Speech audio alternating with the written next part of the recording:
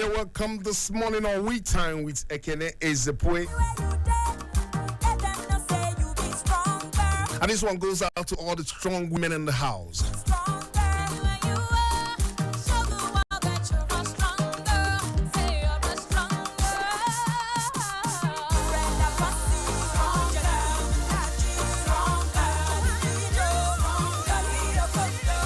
Yes. Living the life of a strong woman is not easy.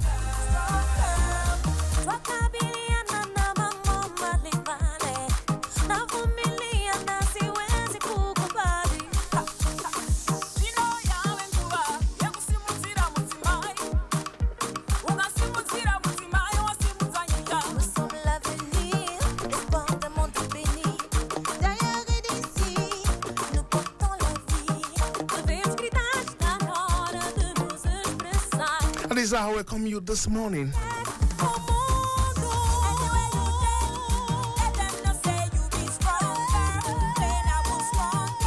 How you doing this morning, Abuja?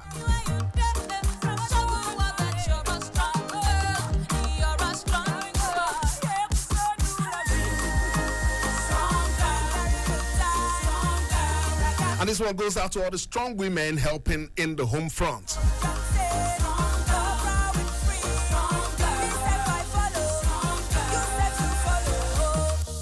I'm a queen, I'm a star. Black African diva bizarre. Us women were shining like stars. Start from the bottom and rise from the top.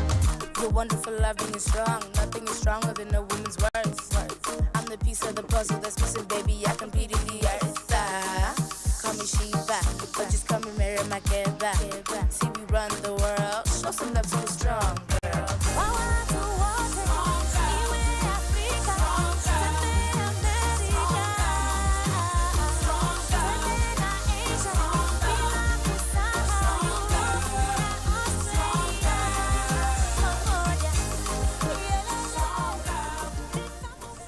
All right, Abuja, how you doing this morning? Hope you're having a good time. Yeah, it's actually a little bit drizzly this morning. Yeah, very cold in the Federal Capital Territory, but all the same, it's a very good weather to chill and relax and blow off some steam, all right? So you're welcome on We Time with Ekene Ezepue this morning. My name is Ekene Ezepue. How you doing, Abuja?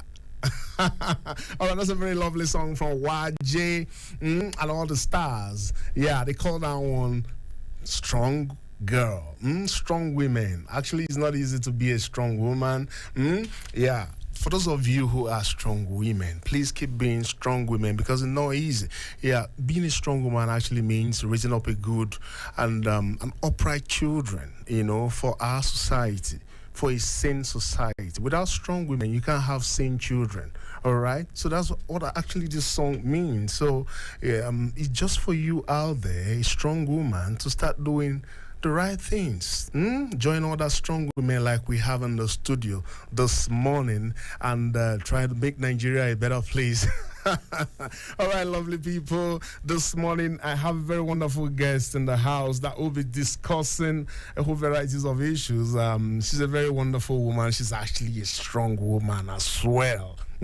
So you have to sit back, relax, ladies and gentlemen, as I'll be telling you, we'll be discussing in the line of so many issues in terms of, she's actually a fashion entrepreneur, so in case you have interest in that particular field, you have to stay glued to your radio set so you can gain one or two that can help you in your chosen career, all right? And she's actually a publisher as well. She will still be discussing that. I hope that's a very good, a good bumper package for all of you aspiring strong women and already strong women. I have a singular privilege to have in the studio this morning, Pastor Mrs.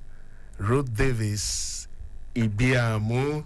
Madam, you're welcome this morning. Thank you very much, Ekene. Yeah, Thank you. It's actually wonderful to have you. Actually, Pastor Mrs. Ruth Davis Ibiamu is actually the wife of former APC chairman of River State. Former APC chairman in River State. And that's the wife. And we'll be discussing varieties of issues bordering on fashion, entrepreneurship, and I learned that you are working on a magazine. That makes you a publisher as well. Well, I'm yet to be a publisher because I'm still working on the magazine. Okay. All right, greet our people. Good morning to all the beautiful and strong women out there. Yeah. To all the strong female entrepreneurs out there. Yes. This is a shout out to you all. Keep doing what you're doing. And I know that great success awaits you. Yes, the great success awaits you. That's the voice of Pastor Mrs. Ruth Davis Ibiamu. All right, this morning we'll be discussing about fashion in the Federal Capital Territory. I don't know, fashion in the Federal Capital Territory is different from fashion in other places. What makes it different, man? Well, the Federal Capital Territory have great women. You have basically politicians. You've got civil servants. And then as well as public servants. And so you get to tailor to suit their personalities. And so it's not just business as usual for us. For those of us that really know what fashion means, you don't just get fabric and then just put something together for anybody. You have to be sure of who you're tailoring for. And so for us here in the Capital Territory, is about we speak class. For me, I talk about royalty. I talk about elegance. Okay. I also preach decency in your dressing, and so in my sense of fashion, I speak through my designs. Making people understand that you can cover up and still look very elegant and beautiful. Wow, elegant and beautiful. So that means everybody lives in Abuja wants to look elegant and beautiful. Of course, who doesn't want to be beautiful? All right, talking about what it takes to actually delve into fashion space in Nigeria. What are those prerequisites that one needs to be in this business? Actually, a whole lot of young people, they want to be where you are, but they don't know how to start. They don't know what is needed, the kind of skills that skill set that you actually need to delve into this particular noble profession. What actually does one need? Okay, as a fashion designer, there must be something that inspires you. Okay, it could be your environment, it could be your culture, it could be somebody. There should be something that inspires you. You don't just go into fashion because people are fashion designers. Oh, okay, maybe Ruthie is a fashion designer and you just want to be a fashion designer. You would just go down before you know it. Okay, like me, my our culture and our tradition, inspires me. I'm from River State, and then we have diverse cultures in River State. Yeah. We have diverse traditions. We have a Joe. Yes, we have different. We have the Calabaris, you have the Queries, you have the Ogonis, and we have our different patterns of dressing. Yes, ma'am. Okay, so for me as a Rivers woman, I want to bring out the beauty in the Rivers woman, and so I'm looking at a Nigerian woman. What is it that makes the Nigerian woman the woman she is? Okay, so those are the things that inspire me. So for you to start a fashion business, there has to be something that inspires you. Otherwise, you're going to just fall by the wayside. So I had to take my time to get that out. And then I still had to go to school. And also had to get trained by people that are already in the business. Okay, so you must get trained in the fashion business before you can fully go into it. So I advise anyone that wants to go into fashion, number one, make sure you are trained. And then secondly, if you don't even have the finances, to start, you could approach somebody that was already in it that could help you. Sometimes I train people for free. I've got quite a number of people that I have trained for free. They start up with me and then later they go stand on their own. So if some of them approach somebody like me, I may be able to assist, but don't just go into it because you'll miss it. Okay, now we want to talk about the issue of people not really getting the kind of patronage that they need, but they have the skill set. You know, it's just as if maybe you visit them, you don't want to visit them again. How can people stop something like that? How do you build your clientele? If you ask me, patronage is about your products. Okay. If you have good products, definitely people will patronize you. Most times I don't go out looking for customers. The customers look for me. You know why? Because the design speaks. Okay. And that's where I talk about perfection when it comes to fashion designing. You must put the right things in places, and that's where training comes in. So you should be able to do the right thing, and then the customers will come running after you. Okay. Now, we've noticed that African has their own kind of shape. You know, when you go to Lagos, they have their own shape there. You come to Abuja, we have our own, shapes and sizes, different kind of sizes, just like what is obtainable in the Western world is different out there, Yeah. But here, how does one cut to fit African shapes and sizes? Okay, talking about that, I was actually trained in University of Arts London, and during my course of training, I realized that their pattern of sewing is different from the African one. I had to pay specially for extra classes, so I had to pay per hour to the teacher, to get the sketches that would suit the African woman. Okay, and then I came back here and I had to work with that. And then I had to work with tailors that are in Nigeria, and then I tried to see how I could, marry the Western world and the African designs. Okay. And that's probably what makes my design stand out. Okay. Because for me, the African shape is very important. So you must, because that's the beauty of the African woman, the figure that God has given to us, that beautiful shape that we have. And so tailors, I realize, are too quick. They are very fast. They don't want to just calm down and understand the business very well before they go into it. And that's where you see people returning clothes over and over, and that's where you see all the complaints about tailoring and about fashion designers. And so for me, we should calm down and understand this business very well. And I think that quite a number of Nigerians are doing well already at the moment, in the business. Yes, they are. Yeah, Ruthie's clothing brand is doing well, and a whole lot of other brands too. And what are those things? Those things that stands Ruthie's clothing brand out from all other brands. Okay. For us, like I said earlier, I look at the finishing. I look at how elegant this clothes looks on the person. Now, for me, it's non-money first, because this is something that I love. For me, it is the outcome of the design and how happy my client is that makes me feel good. And probably this is where I am different from other designers. It is when I see you well packaged and looking all glamorous, beautiful, and elegant, I feel good. And so when I charge you, you pay me. Sounds like a big sum of money. Sounds like a big sum of money to me. Well, not too big. Not so big, not actually. Big. Anyway, whatever this is good is worth paying for. Any good thing. My people say better soup, no money killer. Now. All right, we'll be delving into your magazine project. Now, you are delving into another facet. We want to talk about it. What is it like? What are you working? What are you up to, ma'am? Most times I go on the streets and then I pick up fashion magazines and then I look at them and then you see just styles.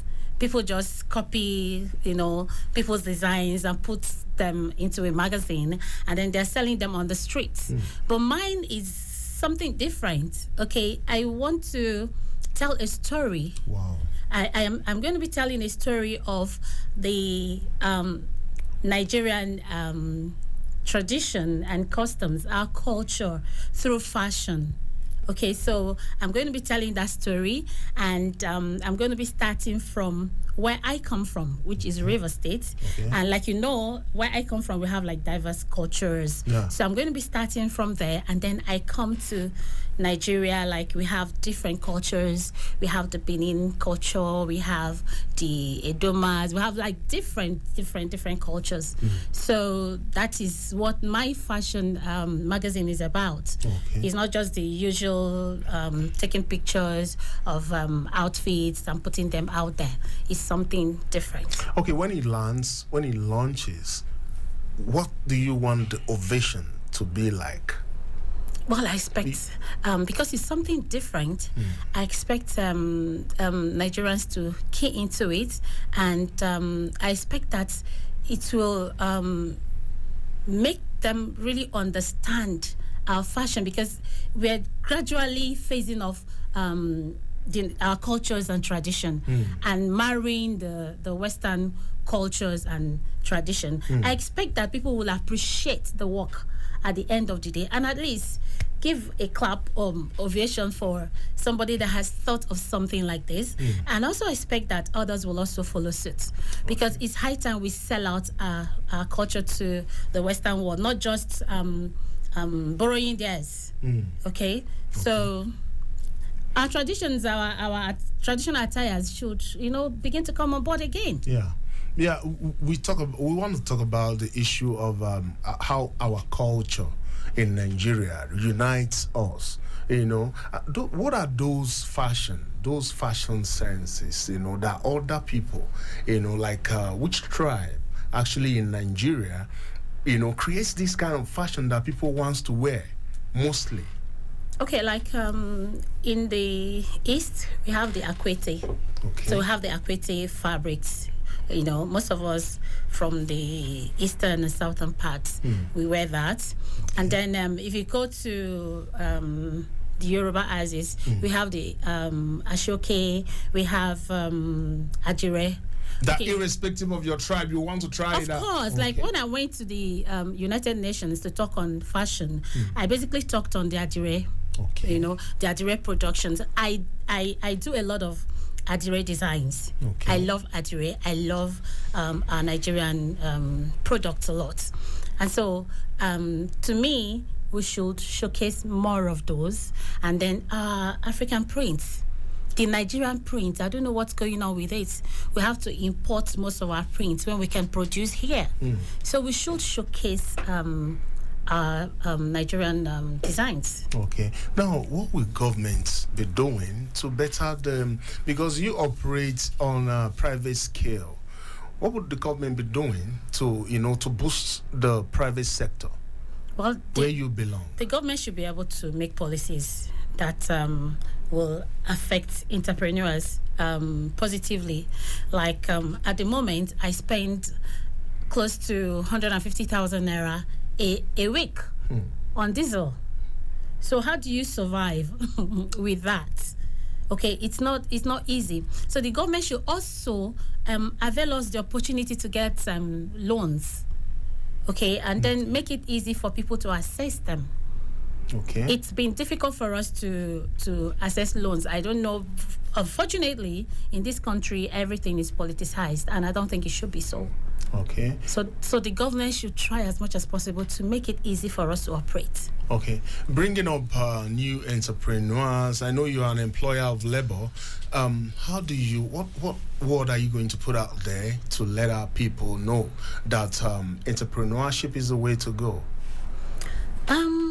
We have seen how things are right now at the moment. There are really no jobs. And most often at times I encourage people to go into entrepreneurship.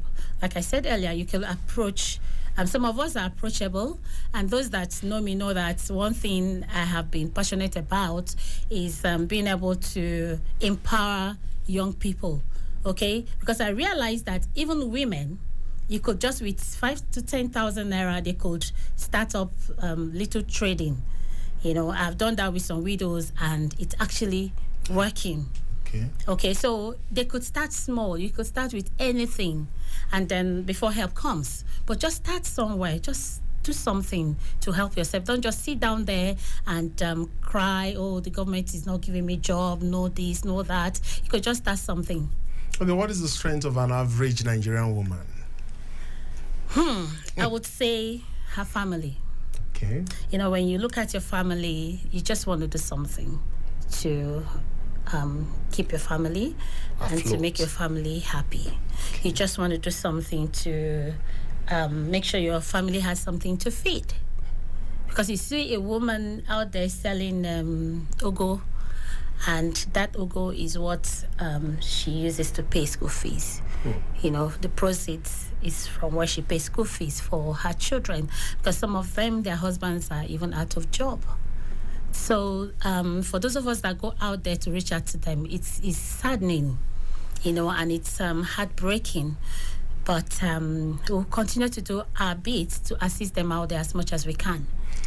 Yeah, I know it's not what we're here for, but we still have to talk about it. I'm talking about domestic violence, you know, violence against women. Because I know you organize some of these outreaches. What are those things that you people are doing to make sure that people don't get involved in a relationship that will actually lead to domestic violence? Well, it's saddening, you know, what's happening in the lives of people these days. You know, it's saddening that you would say you love someone so much and then you hurt the person so badly. To me, I don't understand how that works. And I say to women, when your relationship becomes toxic, when it becomes violent, you just step aside for that moment. Okay, same thing goes to men. If you see your relationship has become toxic and it could lead to death or something really devastating, you just step aside. It's better to stay alive than for you to die in a toxic relationship. Okay. That's my take. And then I would also say, look very well before you go into any relationship.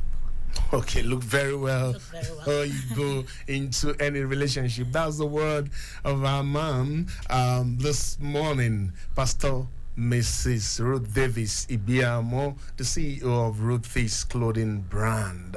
Good to have you here this morning. Last word for today towards the women. Okay, to all the amazing, beautiful, strong, and great women out there, I say to you, remain strong. Do not let anything put you down. Do not let anything break you down. Trust in God and continue to work hard. Like I said earlier, success awaits you. Thank you so very much for being on We Time with Ekene Ezepue this morning, and I hope when we reach out next, you'll still oblige us. Thank you, Ekene. Thank you, listeners. All right, it's good having you this morning, Pastor Mrs. Ruth Davis Ibiamo. My name still remains Ekene Ezepue, and this is still We Time. We'll be right back.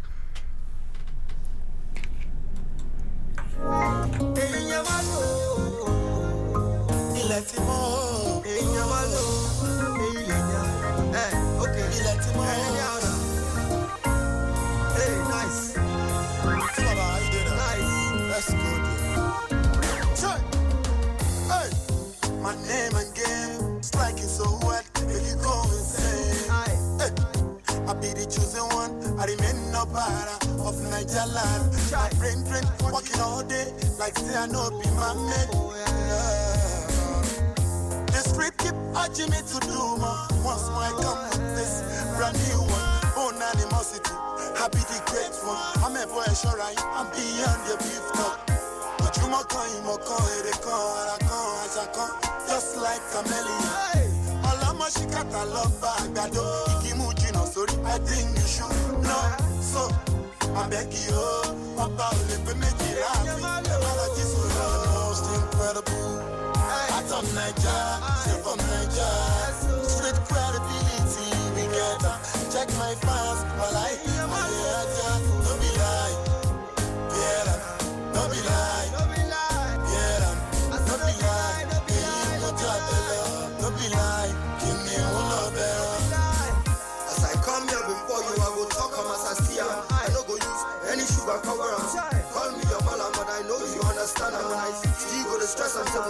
We always peacefully do it very nicely.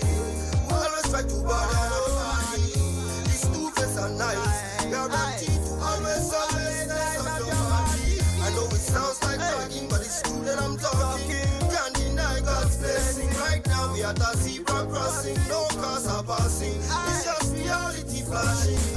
Oh, Choje la loma. Inya lo bukuma. This one you know be shakara. This one is surely confirmed. You're the most incredible. Atom Niger, still from Niger. Street credibility, we get. Check my fans, my life, my yeah, no be lie. Yeah, no be lie. Yeah, no be lie. No be lie. All right, ladies and gentlemen, we are right back, and you're still on your darling station 93.7 Citizen FM. This lovely Saturday morning. It's your darling host, Ekene Ezepue, and this is still We Time with Ekene Ezepue. And don't forget that you can stream us live on YouTube. All right, just type in We Time on your search button, and you will watch us live. All right, the way we are bringing it hot. All right, ladies and gentlemen, this morning we'll be discussing with another wonderful guest. All right, hope you're still there. All right, we'll be discussing with Right Honorable Barrister Ben Chuks Nwosu, former Speaker, Anambra State House of Assembly, and former DG, TAN. That's Transformational Ambassadors of Nigeria, and former DG of 3 different gubernatorial candidates in Anambra State, grassroots politician, and Abuja-based legal practitioner. That's a whole quite lot you have here, sir. We want to delve into politics a little bit, just to discuss the road towards 2023 election. All right, and Ben Chuks, Right Honorable Ben Chuks, you're welcome to We Time. Thank you, thank you, citizens of Nigeria. All right, thank you, citizens of Nigeria. That's the word of Right Honorable Ben Chuks Nwosu. It's good to have you on the show this morning. Thank you. All right, let's hit the ground running. We want to talk about the road to 2023 election. What are those things that are expected of Nigerians to be doing now to get it right and to get the right candidate and the right president come 2023? The first question to ask, are you satisfied with the life you're living? Okay. If you are, then your choice will be easy. But if you're not satisfied, if you're stressed, if you make a comparative analysis of who you are, your qualifications, your worth, vis-a-vis some other persons in other climes and in other societies, then it will be easy for you to decide which way to go. You recall that before the inception of the current administration, there was a campaign, and they had a long list of the things they want to do. Now, they've been given 2 terms to do those things they promised Nigerians in exchange for their votes. Another time is coming, the political party is there, the personnel may change, but the political party is there. It behoves the voter, the Nigerian, the youth, the elderly, to ask themselves, hey, give me that list. What and what have they done to warrant my support next time? Before them, there was another political party, PDP. It had a stretch of about 16 or more years. It behoves the voter, the Nigerian, to ask himself, that time and this time, which is better? And there has been transformations and transmovements, those in PDP yesterday, today they're in APC, some in APC today they are in PDP. Is there a difference between the two? Or is it time to say, enough of the 2 old parties? In replacement, what do we have? I think that is where the emergence of Peter Obi and the Labour Party has become phenomenal. Recall also that we're talking about 20-something years of the 2 parties. Young people born at that time have had experience. Question, are they satisfied if they were satisfied, would they be making this kind of massive surge to register? What's their intention when they have their voter card? What are they going to do? Are they going to vote any of the two old parties? Are they going to try to say, hey, why don't you try have a change? These are questions. So it's not going to be an easy thing for any of the contesting political parties, in my opinion. Okay. Now, you get to your house, Ekene, you have relations. You know how many times you get messages, even from people you don't have their names. You just get an account number. Is that the way Nigerians behave? Are we beggars? It's frustration. If you're fed up, you don't know what to do, you do what you can. I'm a father. My daughter is in my house. It's supposed to be in school. Your previous guests talked about diesel. He's a business person. When you compare the amount of money spent on diesel in the year vis-a-vis the profit projection, does this person measure up? Or does she beg the husband to augment the capital with which she's supposed to be doing business? Is that how economies grow? So, like I said when I started, the question is, are you satisfied with the life you're living? If you are not satisfied with your life you're living, what are you going to do about it? You've got your voter card. So what would Nigeria be doing now? What would Nigeria be doing now? Because it seems as if some people are still confused within the tribal lines and a whole lot of other things. How do we get... In the end, your stomach does not confuse you. Your stomach does not confuse you. Your bills, your monthly bills, they sure do not confuse you. No matter the tribe you come from is still the same. Let me tell you, poverty knows no tribe, no religion, no color, no size, no nothing. If you're flat, you're flat. Let me tell you this. Before now, you would have noticed people, the big parties, sharing rice, tomatoes, salt. Now, everybody's cautious because it amounts to humiliation. If you knew that people were hungry and they needed rice, why didn't you create situations that will enable them earn the money for that rice?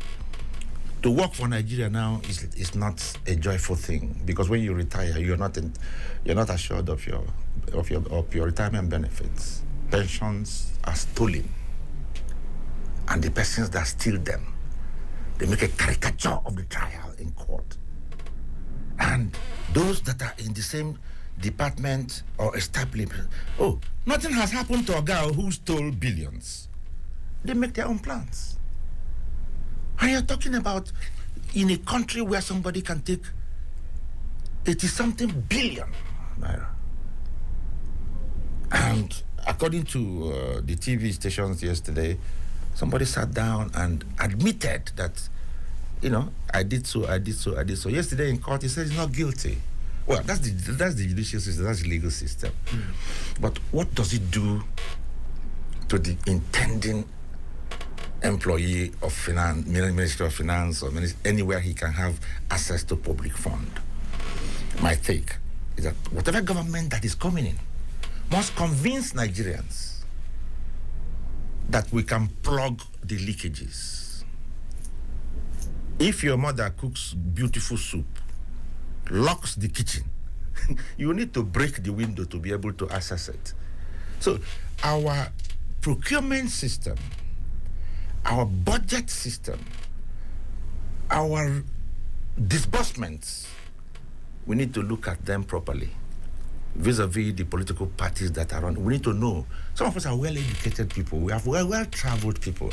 We want to know, what are you doing to make sure that people don't find it easy to steal public funds. Public funds. Yesterday, Alhaji Atiku Abubakar was on air in Arise Television. He said a whole lot. And most of the young people have taken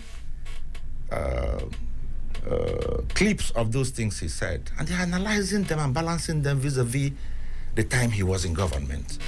because he was partially in charge of the economy of the Federal Republic of Nigeria. What did he do? About light, for instance, generate power. Yeah. So those are the things. If you delve into that, I'll disagree with you slightly, because the office of the vice president doesn't really do much. My brother, see, you are as good as your governor wants you to be as a commissioner. Okay.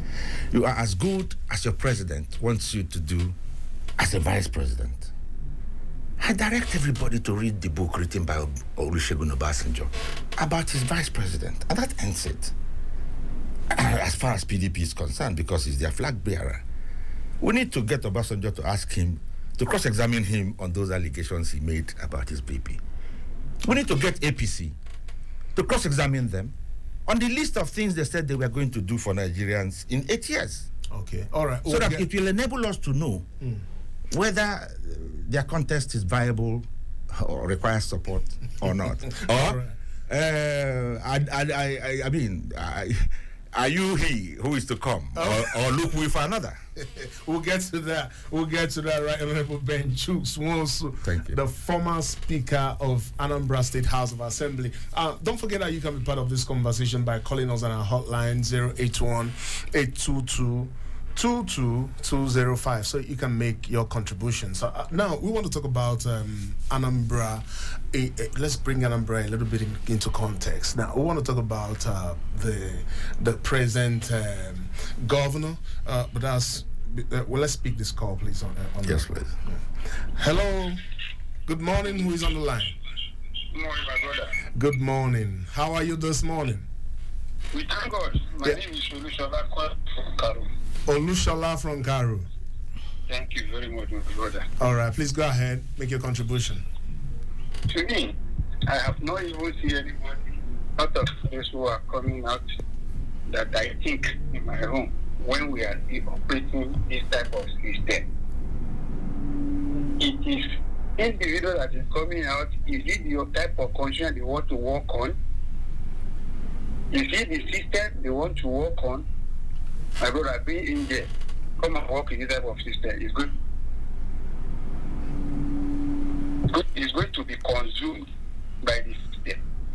Formally, people are shouting resources. I think they are going to contemplate and be talking about that one seriously. But unfortunately, when we see candidates that is in our choice, we forget about it. If we are pointing to one person, in the system we are having, can one person do anything? When we are having 300 and something lawmakers, the governors, the House of Assembly, all of them like that. The constitution is so weak, so poor that they are giving many things that are supposed not to give to this our politicians are giving to them. So I'm very surprised when they go and collect for PVC. They go and collect for PVC. Type of system. It's good. Well, you still have to go and collect your PVC. I've already collected my own since 1999 and I keep new 40. Okay. But what I expected is that. All right. Yeah, we've lost that caller. Now, Honorable, did you get what he was trying to say? The trend is loss of faith in the system. Okay. The spirit of the man is down. What he's basically saying is, it doesn't matter who says he's running. What do we expect? Do you believe that in this present system that no new administration can thrive? I think not. Otherwise, a society does not collapse at a time, in one time. It's a gradual process. Okay. It is a gradual process. When something happens and the system begins to degenerate and nothing is done to correct that system, it continues to degenerate. But a time comes when there must be a conceived change. Let's just pick this call. Yes. Hello. Yeah, we have you back on. All right, go ahead. You see, to me, all of them, all the politicians, they are very good. But the system that crowded them and turned them to another something. Okay. All right. Each of these politicians that are coming from state, when you know the downtown, they are one of the best. Talk of Fashola, talk of Amici, talk of Obi. But when they come to system, their impact So what do you think can be done about the system? What I think can be done, I was in Nigeria that was shouting of restructuring so that we need to talk and say this system is not working. This constitution is not working. We should do it again. Because we won't take any Nigeria to go to US and behave well. And it will not even take any American to come to Nigeria and be consumed by this system. God bless you. Thank you very much, Mr. Olushola. We appreciate it. All right. Now, he's talking about restructuring. You do not blame Olushola. We have had constitutional conferences. We have had all sorts. We have documents done during Abacha's time, good, even by the National Assembly, all sorts of things we have. But what he's saying is that when the people come in, the system swallows them, no matter how well-intentioned they may be. Now, it does take one person or a group of determined persons to change the system. The narrative. Yes. The Constitution, we're not done with amendments. Nigerians might even enter, and we are beginning to have what you call presidential veto power and all that. We can start with those while we watch the system. The point is that, and he failed to say that, there are institutionalized beneficiaries of the warped system. And that is why Okonjo-Iweala said that corruption will fight you.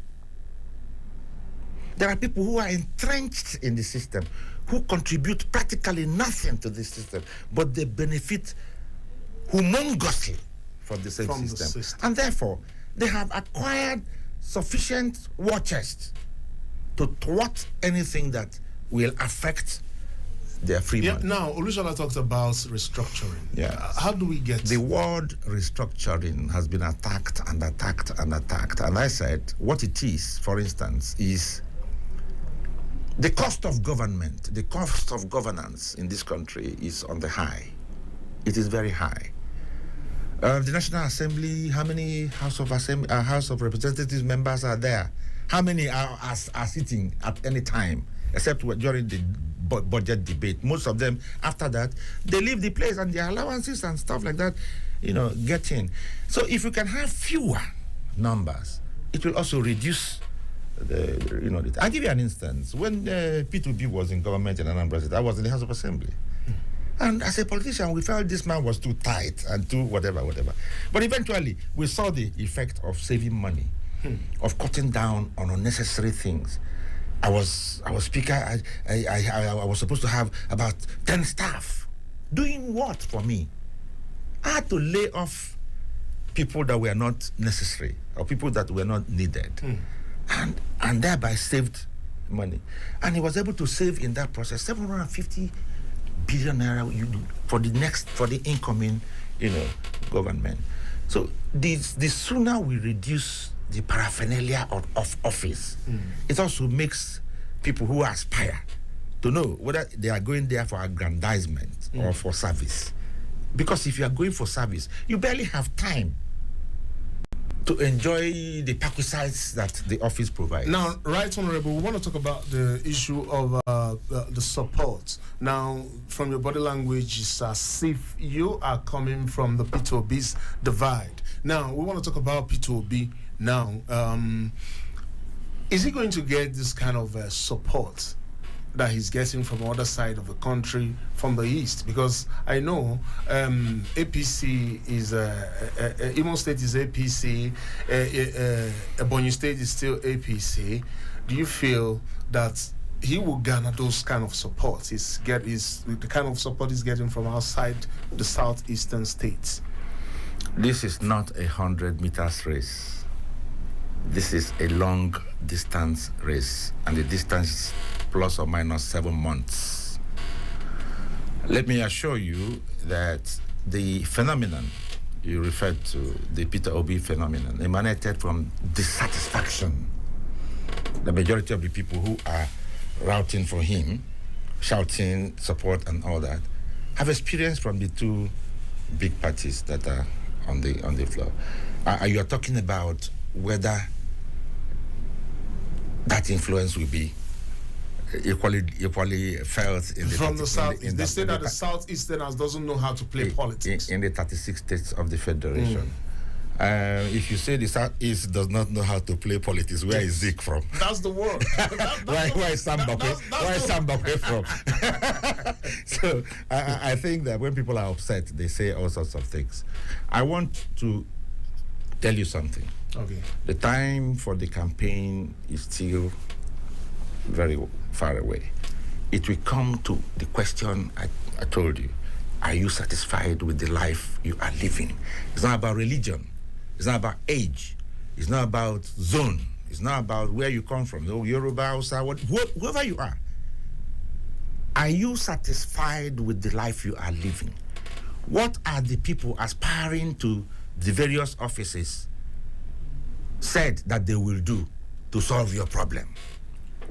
What have those who have been there before done to solve the problem? All right, please, let's pick this call. Hello, who's on the line, please? Thank you. Olushola is online. Okay, please go ahead. I'm not satisfied with the life I'm living, but I've not even seen somebody that will change the system we are living in all of this system, because the soldier go, soldier come. Let's have a background where all of them will be able to be corrupt. It's very easy to be saying, I will do this one, but our system is not allowing you to do all these things. Mr. President can want to do good as he is now, but he has to pass many to more lawmakers. That's why when Rocha say, why not only one representing each state as the senator? Some people want to consume him. And thank your guest, he said he cut down expenses when he was in the state. That's very good. But you do know that to some people, as you have cut down the expenses by laying them off, to them you have created unemployment. Even if I'm not doing anything in the office, Nigeria believes that I should be there. I should be there collecting something. Yeah. Which I'm not doing. And again, what of our industry that the former politicians they have sold out? In each state that time, you can even find at least 5 or 3 industries employing up to 10,000. But where are they? All right. The rounding off, Mr. Olushola. All right. Thank you very much. I appreciate it. Thank you very much, Mr. Olushola. You see, Olushola has said something. At what point did politics become an attraction? At what point did politics as such become an attraction? I guess it is at the point when the soldiers left and the new set of politicians came in, glamorized politics. That shouldn't even be a profession. The new set of politicians, you say? Politics should be a vocation. You must have what you're doing as a human being before you get into a position where you can serve.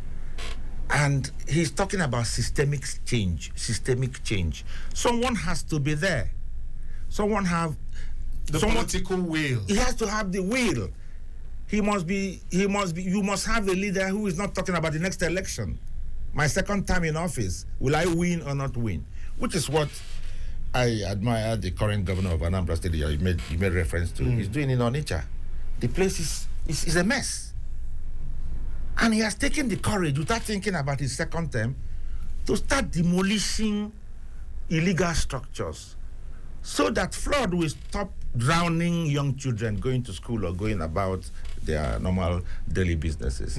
And people are not happy because they are beneficiaries of a corrupt system. Who gave the authority for those illegal structures to be erected in the first place? They are government officials. Okay. Our time is actually winding down. Now, we want to talk about this issue of insecurity in the Southeast. Governor Soludo actually inherited that. What is he doing about it? What can be done, to ameliorate some of these challenges he's witnessing?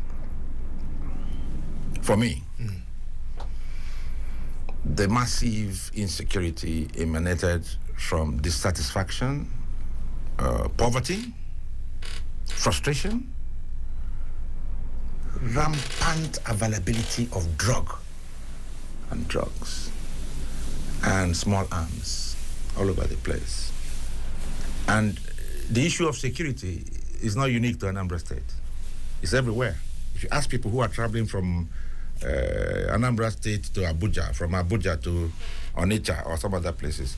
There are kidnappers all over the place. There are people who are doing all sorts of criminal activities all over the place. Even in Abuja, Federal Capital Territory, you hear about estates being attacked by massive number of criminals. I think we need a leader who can address impoverishment, so that when people have something to look forward to, they can look.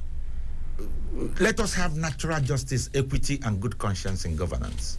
I think that summarizes it. Okay. All right. Let's just pick this last caller, please. Please. Our time is actually winding down. Hello, please. Who's on the line? Please make it quick. Simon from Jukwe. All right, Simon from Jukwe, please go ahead. Okay, my greetings to you. Okay. All right. You know, politicians, when they come, they want to you see, the man sitting before you there was the speaker of the Anambra Speakers President from the introduction by then. Ask him what was his position on local government autonomy when he was the speaker during the constitutional amendment or the period he was the speaker. They will come out and they will be looking at this like a diploma that you are standing by the side of the field and you are seeing box. When they are in, you will not hear them. Okay. All right. When they come out, they want to deceive Nigerians, all these things, or they want to be that they are good. No. They have solutions to all problems we have in Nigeria. All right. No attacks. Just make your point. Whom are they preaching to? Whom are they deceiving? All right. Well, he's entitled to his opinion. I'm not contesting for any office. While I was there, all right. Thank you very much. Thank you very much. I stood for the 3-tier government: federal, state, local government. Okay. Not if I talked about local government. Yes. But the point we are trying to make is that some governors that were averse to it because it was the only way they could amass wealth. It was not like that, while I was there. So it is one thing to condemn. It is yet another to do what is right when you are there. Please, what's the way forward for Nigeria now? Just in one or two few words. Check where you're coming from, check where you're going, and check the route to get there. That's all. Thank you very much. That's the word of Right Honorable Ben Chuks Nwosu, the former Speaker of Anambra State House of Assembly. We want to thank you for being there. There must be government, Ekene. There must be democracy. What they're talking about, human beings must do it. Of course. Yeah. Human beings must do what we are talking about. So we have to give it a chance for the right person to do it. All right. Thank you for being part of We Time. That's the much that we can take this week. Till I come your way next week, 10 a.m. Remain blessed and have yourself a wonderful week ahead. And bye for now.